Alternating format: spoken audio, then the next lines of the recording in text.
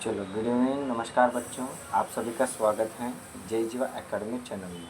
बच्चों जो कि शिक्षक परिवार से जुड़ा है और बच्चों आज की इस क्लास में हम देखेंगे तो हिंदी क्या देखेंगे बच्चों, हिंदी व्याकरण। ठीक है। अब इसमें जो है मतलब हिंदी व्याकरण जो है तो वो क्या है उसको थोड़ा जो है ध्यान से समझिएगा। ठीक है। अब जैसे कल की जो क्लास थी उसमें हमने देखा था वर्णमाला से, तो आज भी हम जो है व्याकरण से रिलेटेड हम कुछ जो है मतलब थ्योरी देखेंगे। ठीक है। तो इसमें जो है कि अगर बच्चों आप जय शिवा एकेडमी चैनल में नए हों तो चैनल को जो है सब्सक्राइब कर लीजिएगा और अपने प्यारे दोस्तों में शेयर कीजिएगा। बच्चों कल हमने देखा था, कल जो है हमने असंग स्वर तक हमने देख लिया था। ठीक है। आज की क्लास में जो है बच्चों आज हम देखेंगे कि हमारा जो है मतलब नेक्स्ट जो चैप्टर है यानी कि जो टॉपिक है वो कौन सा है, तो उसको थोड़ा देर जो है ध्यान से समझिएगा क्योंकि आपकी हिंदी जो है जीएनवी सैनिक या आपकी जो है एकलव्य आदर्श आवासीय जो भी आपकी एग्ज़ाम होती है तो उसमें जो होती है आपकी हिंदी कितने नंबर की आती है। तो जैसे अगर एट्थ की बात करते हैं तो एट्थ में जो होती है हिंदी आपकी कितने नंबर की होती है, तो ये जो आपकी होती है तो 15 नंबर की होती है। ठीक है। और अगर फिफ्थ की बात करते हैं तो फिफ्थ में जो होती है हिंदी कितने नंबर की आती है, तो ये आपकी होती है तो ये आपकी 25 नंबर की होती है। ठीक है। 25 नंबर की। और फिफ्थ में जो इसके क्वेश्चंस होते हैं वो 20 क्वेश्चंस होते हैं। ठीक है। और इसके अलावा बच्चों आपको ये बता दें कि ये जो आपकी हिंदी होती है ना, ये हिंदी मतलब जैसे हिंदी व्याकरण जो होता है ये आपके जिससे कॉम्पिटिशन की या एग्ज़ाम की तैयारी, जैसे आपके घर में कोई आपके भैया हो या आपके सिस्टर्स हो तो वो भी जो है इसको पढ़ सकता है। ठीक है। तब जैसे बात ज़्यादा ना करते हैं हम क्लास स्टार्ट करते हैं, बट आपको एक बात कहना चाहेंगे कि अगर आप जय जीवा एकेडमी चैनल में नए हो तो चैनल को जो है सब्सक्राइब कर लीजिएगा। ठीक है। अब हम बढ़ते हैं आगे। तो आगे आज हम जो दिया हुआ है क्या है कि मुखाकृति के आधार पर, किसके आधार पर, मुखाकृति के आधार पर। मुखाकृति के आधार पर अगर हम देखते हैं तो पहला हमारा होता है तो संवृत्त होता है, जो कि देखो ये संवृत्त का जो चित्र बना हुआ है ना ये। ठीक है। फिर विवृत होता है तो विवृत का ये चित्र बना हुआ है। अर्ध संवृत्त होता है, देखो अर्ध संवृत्त का, अर्ध विवृत, ये इन चारों के जो है चित्र बने हुए हैं। अब इनको एक एक को जो है मतलब इनके कहने का मतलब क्या है इसको जो है अच्छे से समझेंगे। ठीक है। तो आपको जो है शुरू से अंत तक हमारे साथ बने रहना है ताकि आपको जो है हर चीज़ छोटी छोटी सी चीज़ें जो है आपको अच्छे से समझ में आ सके। ठीक है। तो आपके लिए थोड़ा सा हम जो है इसको जूम कर देते हैं। ठीक है। आपके लिए दिख रहा होगा। ठीक है ना। अब इसमें देखिएगा कि जो हमारा पहला जो था तो कौन सा था, अर्ध स्वर। अब जो अर्ध स्वर जो स्वर है उसमें कहने का मतलब क्या है तो उसको थोड़ा ध्यान से देखिएगा। तो देखिएगा यहाँ पर आपको दिया हुआ है कि जिनके उच्चारण में हमारा मुख सबसे कम या न के बराबर खुलता है तो वो कौन सा कहलाता है, संवृत स्वर कहलाता है। मतलब जैसे देखिए आप किसी से जब बात करते हो या किसी शब्द का आप जब उपयोग करते हो तो उस समय जो होता है कि अपना मुंह जो होता है वो कैसा होता है, मतलब बहुत ही कम खुलता है। जैसे हम बात करते हैं जैसे किसी को मतलब अपना, तो अपना में जो होता है मतलब एक थोड़ा सा मुँह खुलता है, मतलब न के बराबर मुँह खुलता है। ठीक है। जैसे ई में जैसे जो है तो आप ई करते हो ना तो आपके केवल होठ थोड़े से खुलते हैं। ऋषि में भी आपके थोड़े से होठ। ठीक है। फिर ऊ में भी क्या होता है जैसे मुंह तो जो है मुंह का आकार गोल तो हो जाता है। मुंह का आकार कैसे हो जाता है, तो मुंह का आकार इस तरह से गोल हो जाता है, बट वो कैसे खुलता है, थोड़ा सा खुलता है। ठीक है। अब जैसे हम बात करते हैं अब आगे। ठीक है। आगे देखिएगा, आगे कहने का मतलब क्या है तो विवृत विवृत स्वर। ठीक है। अब विवृत स्वर जो है वो क्या है उसको भी थोड़ा ध्यान से देखिएगा। मतलब विवृत स्वर में क्या होता है कि जब हम किसी शब्द का उच्चारण करते हैं तो उसमें क्या होता है कि मुख जो होता है वो सबसे अधिक खुलता है। कैसे खुलता है, सबसे अधिक। जैसे का, की, कु, के, काय या आओ जाओ, तो इसमें देखो आओ जाओ जब आप ऐसे शब्दों का जब यूज़ करते हो तो इसमें क्या होता है कि आपका मुंह जो होता है मतलब ज़्यादा खुलता है। जैसे अब अक्कासी लेते हो आपको जब नींद आती है। ठीक है बच्चों। तो जब इस तरह के अगर आपको एग्ज़ाम में ये क्वेश्चन आते हैं कि भाई जिनके उच्चारण में हमारा मुख सबसे अधिक खुलता है उसे क्या कहते हैं या वे क्या है? तो वे है आपका विवृत स्वर। कौन सा है? विवृत स्वर। अब हम आगे बढ़ते हैं, तो आगे हमारे पास दिया हुआ है क्या है, उसको भी थोड़ा ध्यान से देखिएगा। ठीक है, अब जैसे इसमें देखो, अब विवृत जो स्वर होता है, तो इसमें जैसे देखो आप कुछ शब्द पढ़ते हो, जैसे यहाँ पर आपको दिया, हम लिख के बताते हैं कि आओ। देखो आओ में हम जब इसे लिखते हैं, या आप मतलब इसको पढ़ते हो कि खाओ। क्या पढ़ते हो? खाओ। तो देखो खाओ में मतलब जो है मुंह ज़्यादा खुलता है, आओ में भी मुंह ज़्यादा खुलता है। लेकिन जब आपका इसमें जब हम बात करते हैं संवृत स्वर की, तो इसमें क्या होता है? अ आ ई उ ए आई आई, इस तरह से जो छोटा सा मुंह खुलता है। अब हम बात करते हैं, तो आगे थर्ड नंबर का जो स्वर हमारा होता है वो कौन सा होता है? तो वो हमारा होता है अर्ध संवृत स्वर। ठीक है, और जो अर्ध संवृत स्वर होता है वो क्या होता है? तो जिनके उच्चारण में हमारा मुंह संवृत से थोड़ा अधिक होता है। जैसे हम जैसे देखो ए, क्या हम जैसे ए ओ ऐसे हम बोलते हैं, तो इसमें क्या होता है? इसमें मुंह जो होता है ना, मतलब थोड़ा सा क्या होता है, ज़्यादा होता है। जैसे इस तरह से ए, ठीक है, इस तरह से, तो इस तरह से ए या ओ, ये इस तरह से जब आप इनको पढ़ते हो, ठीक है, ऐसे आप पढ़ते हो, तो इसमें जब इन चीज़ों को पढ़ने के लिए आपके मुख का यूज करते हो, तो उसमें क्या होता है कि मुख जो है थोड़ा सा ज़्यादा खुलता है। ठीक है, अब हम बात करते हैं अर्ध स्वर। कौन सा? सॉरी, अर्ध विवृत स्वर। ठीक है, अब अर्ध विवृत स्वर का कहने का मतलब क्या है, उसको भी थोड़ा ध्यान से देखिएगा। तो अर्ध विवृत स्वर जो होता है, तो जिनका उच्चारण देखिएगा यहाँ पर आपको दिया हुआ है, जिनका उच्चारण करने में हमारा मुख विवृत से कम खुलता है, वे अर्ध विवृत कहलाता है। ठीक है, अब जैसे अ ए ओ, मतलब थोड़ा सा कम खुलता है। ठीक है ना, अब बात करते हैं आगे। ठीक है, थोड़ा इसको भी ध्यान से समझिएगा। आगे इसका कहने का मतलब क्या है, तो मुखाकृति। अब मुखाकृति में जैसे देखिएगा, ये हमने तो इसको तो हमने पढ़ लिया कि जो संवृत जो होता है, इसमें कैसा होता है, मुंह जो होता है वो न के बराबर खुलता है। किसके बराबर? न के बराबर। और विवृत में क्या होता है, तो विवृत में जो होता है मुंह कैसा होता है, अधिक खुलता है। कैसा खुलता है? अधिक खुलता है।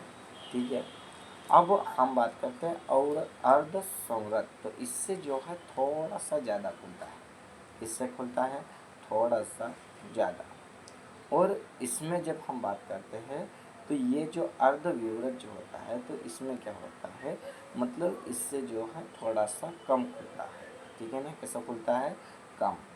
ठीक है, अब हम आगे बढ़ते हैं, आगे नेक्स्ट पेज पे जो कि क्या दिया है उसको भी थोड़ा ध्यान से।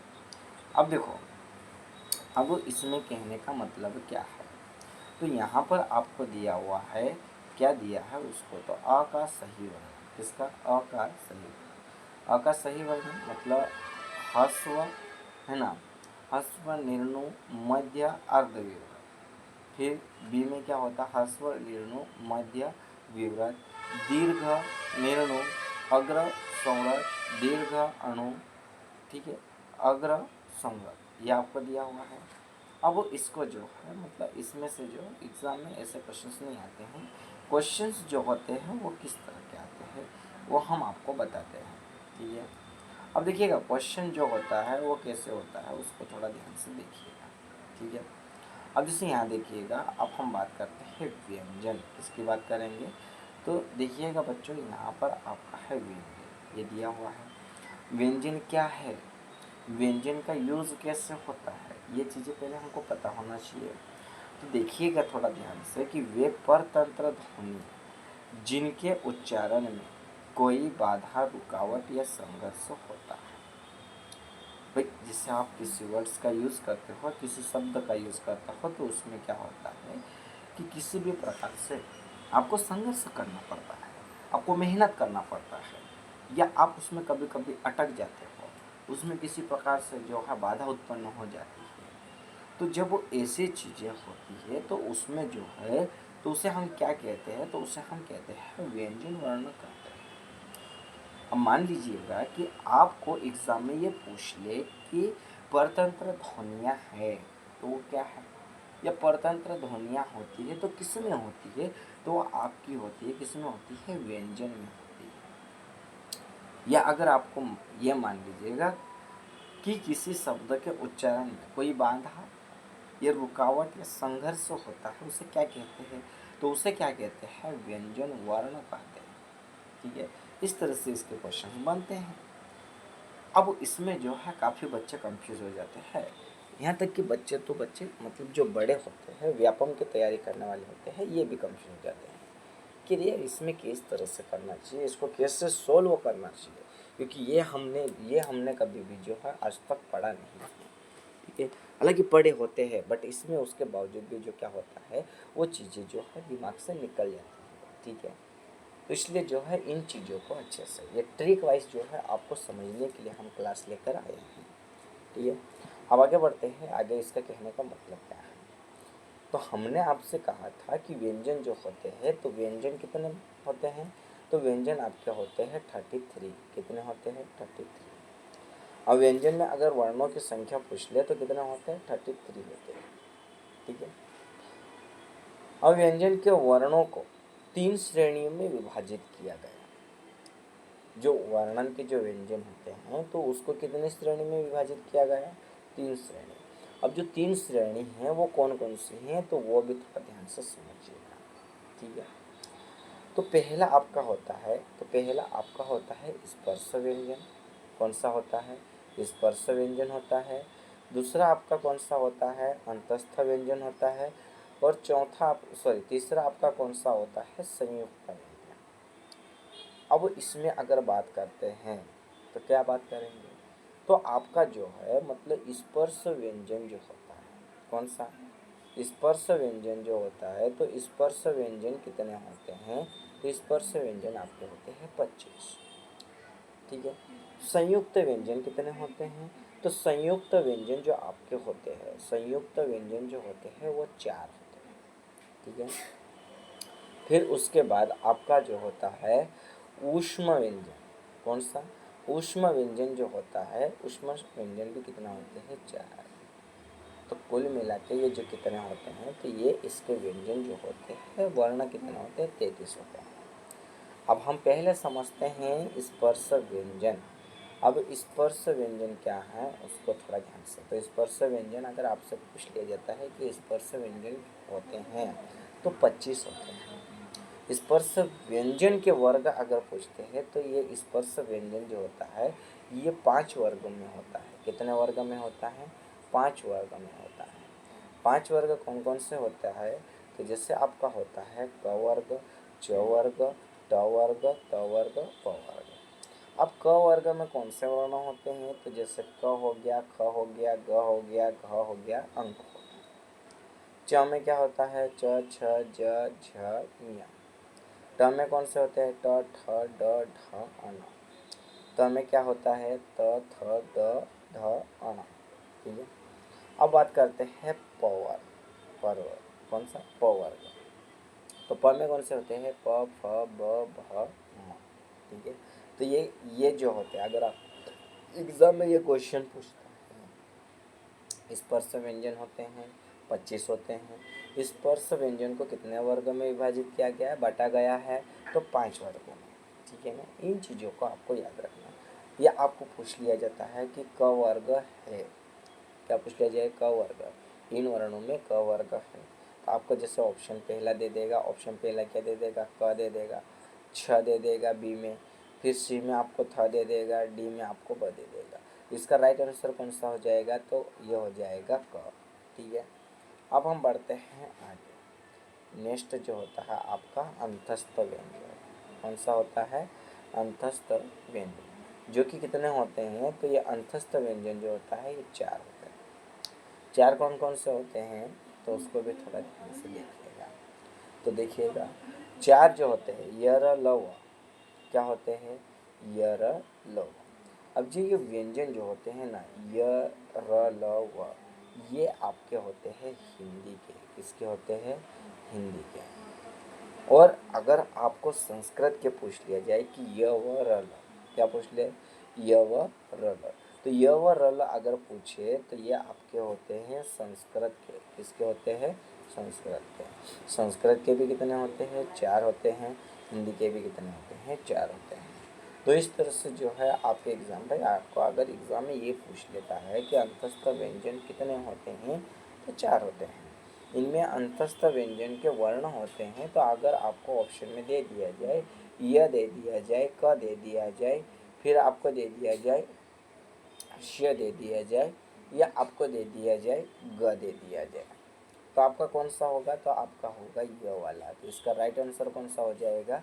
तो इसका जो हो जाएगा ये वाला। ठीक है, अब इसी के साथ अब हम आगे बढ़ते हैं। तो आगे हमारा 3rd नंबर यानी कि तीसरे नंबर का जो है ऊष्म व्यंजन। कौन सा है? ऊष्म व्यंजन। अब ऊष्म व्यंजन जो है वो क्या है, उसको भी थोड़ा ध्यान से समझिएगा। ऊष्म व्यंजन जो होता है तो ये भी कितने होते हैं? तो ये आपके होते हैं 4। कितने होते हैं? 4। अब इसमें अगर बात करते हैं ये 4 जो होते हैं वो कौन कौन से होते हैं। ठीक है, अब देखो इसमें ये जो 4 होते हैं तो 4 कौन कौन से होते हैं? तो ये आपके होते हैं श श श ह। ये आपके कौन से होते हैं? उष्ण व्यंजन। अगर मान लीजिएगा आपको एग्जाम में ये क्वेश्चन आ जाता है कि उष्ण व्यंजन वर्ण है, तो आपको जैसे इसमें जैसे श दे दिया जाएगा, है ना, फिर क्या दे दिया जाएगा? क दे दिया जाएगा, फिर अ दे दिया जाएगा, फिर य दे दिया जाएगा, तो आपका कौन सा हो जाएगा? तो ये श हो जाएगा। ठीक है, अब इसमें हम बढ़ते हैं तो आगे। ठीक है, अब हम बात करते हैं, देखिएगा इसमें तो देखो ये जो आपको दिया है ना, स्पर्श व्यंजन ये 25 होते हैं, अंतस्थ व्यंजन 4 होते हैं, और आपका उष्ण व्यंजन जो होते हैं ये भी 4 होते हैं। तो कुल मिलाकर आपके जो व्यंजन के जो वर्ण होते हैं ये 33 होते हैं। ठीक है, अब हम आगे बढ़ते हैं। तो आगे हम बढ़ते हैं संयुक्त व्यंजन वर्ण। कौन से? संयुक्त व्यंजन वर्ण। अब जो संयुक्त व्यंजन वर्ण होता है तो उसको भी थोड़ा ध्यान से देखिएगा। ठीक है, अब देखिएगा बच्चों, आपको जो है आप सोच रहे होंगे कि सर कहाँ जो है आप क्लास लेते हो जितनी शोर आती है। तो बच्चों हम आपको बता देते हैं कि हमारे जो मतलब क्लास जो सेंटर हैं वो मतलब अपोजिट ऐसी जगहों पे है जहाँ से चारों ओर से क्या होती है, जैसे बसों की या तो गाड़ियों की, या जैसे अजान होने की, ये सारी तो जैसे मंदिर की आरती होने की, ये सारी चीज़ों की क्या होती है? आवाज़ें आती है। ठीक है, बट आपको उन आवाज़ों पे ध्यान नहीं देना है, आपको आपके इस क्लास पर ध्यान देना है। अब देखिएगा संयुक्त व्यंजन की अगर बात करते हैं तो ये जो आपका श दिया हुआ है ना, क्या दिया है? श। तो देखिएगा ये श जो बनता है श बनता है ये किससे किससे? तो ये बनता है क्र धन, आई एम सो सॉरी, हाँ, क्र धन आपका बनता है श से। किससे बनता है? क्र धन श से, तो ये श हो जाएगा। त्र आपका बनता है तो त्र आपका किससे बनेगा? तो त्र ये जो बनता है ना, ये किससे बनेगा? तो ये आपका बनेगा त्र, मतलब ये देखो इस तरह से धन आपका बन जाएगा र। फिर गे की अगर बात करते हैं तो गे किससे बनता है? तो ये आपका ज धन ई, देखो ज धन ई, इससे बनेगा। उसी तरह श्र का क्या बनेगा? तो श धन र, तो श्र हो जाएगा। ठीक है ना, अब आगे बढ़ते हैं। ठीक है, ध्यान से देखिएगा। बट आपको एक बात और हम कहना चाहेंगे कि अगर आप जय जीवा एकेडमिक चैनल में नए हो तो चैनल को जो है सब्सक्राइब कर लीजिएगा और अपने प्यारे दोस्तों में शेयर कीजिएगा। अब हम बात करते हैं वर्णों का वर्गीकरण। किसकी बात करेंगे? वर्णों का वर्गीकरण। तो वर्णों का जो वर्गीकरण है वो क्या है, उसको थोड़ा ध्यान से देखिएगा। ठीक है, तो पहला आपका होता है वर्णों के वर्गीकरण में, तो जैसे वर्णों के वर्गीकरण, अब इसमें पहला आपका होता है तो उच्चारण स्थान के आधार पर। पहला कौन सा होता है? उच्चारण स्थान के आधार पर और प्रयत्न विधि के आधार पर। ठीक है, अब हम आगे बढ़ते हैं, थोड़ा ध्यान से देखिएगा। हाँ, अब हम बात करते हैं दंता स्थान या दंतव्य वर्ण। किसकी बात करेंगे? दंता स्थान या दंतव्य वर्ण, इसकी बात करेंगे। तो इसके जो सूत्र होता है ना, सूत्र होता है वो क्या है, उसको थोड़ा ये देखिएगा। ये जो सूत्र होता है, ये जो सूत्र होता है ये क्या है, उसको थोड़ा ध्यान से देखिएगा। तो इसका दिया हुआ है कि लू से देखो ये ल हो गया, त से तू से क्या बन गया? त वर्ग, फिर ल से क्या बन गया? ल, फिर श से क्या बन गया? श। ये इसका सूत्र।